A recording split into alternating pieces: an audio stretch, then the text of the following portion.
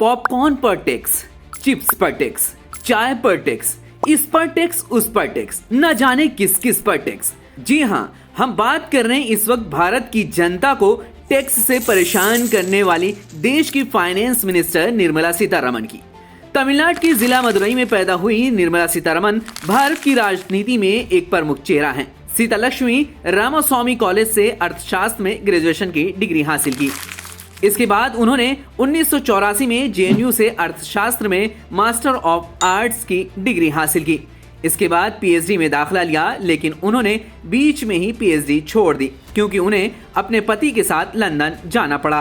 Hindustan times की एक खबर के मुताबिक इस दौरान निर्मला सीतारमण ने लंदन में एक होम स्टोर में बतौर सेल्स गर्ल के तौर पर काम किया।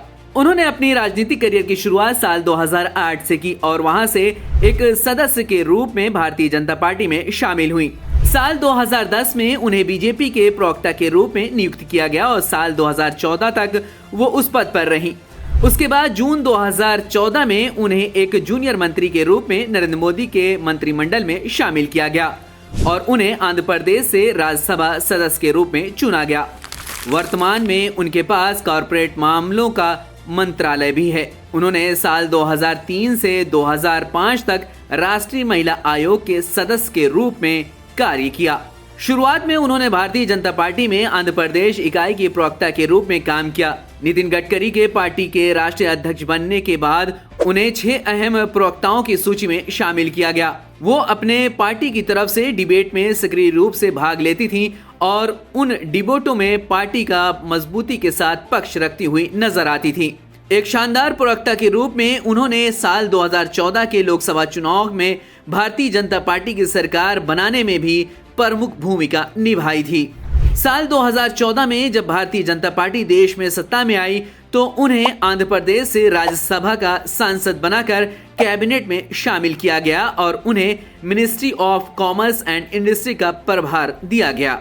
मई साल 2016 में निर्मला सीतारमण ने कर्नाटका निर्वाचन क्षेत्र से उपचुनाव में शानदार जीत हासिल की और लोकसभा में गईं। 3 सितंबर 2017 को उन्होंने केंद्रीय मंत्री पद की शपथ ली और उन्हें रक्षा मंत्री का प्रभार दिया गया। साल 2019 के चुनाव में उन्हें 2024 तक केंद्रीय वित्त मंत्री की जिम्मेदारी दी गई। दूसरे कार्यकाल में भी उन्हें फाइनेंस मिनिस्टर का पद दिया गया।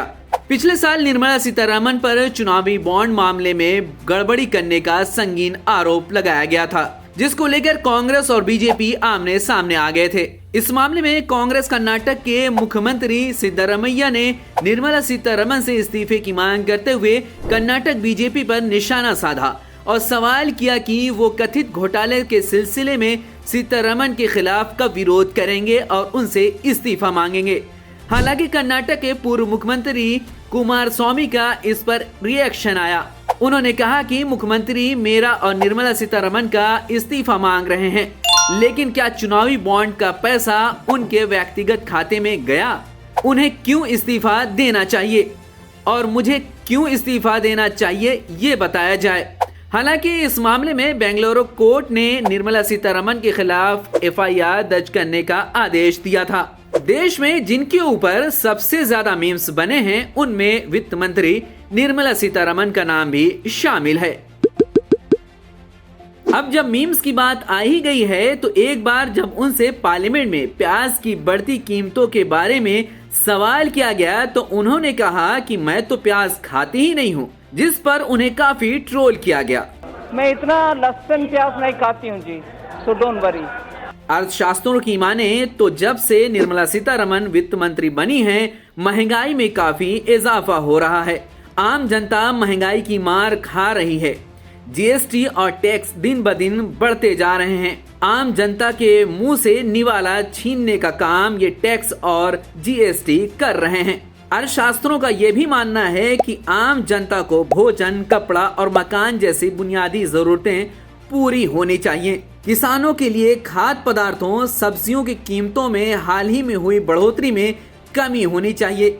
बुनियादी जरूरतों के अलावा शिक्षा आम आदमी की दूसरी प्राथमिकता है, जिस पर भी बजट में ध्यान देना चाहिए। स्टेशनरी पर जीएसटी को कम से कम किया जाना चाहिए।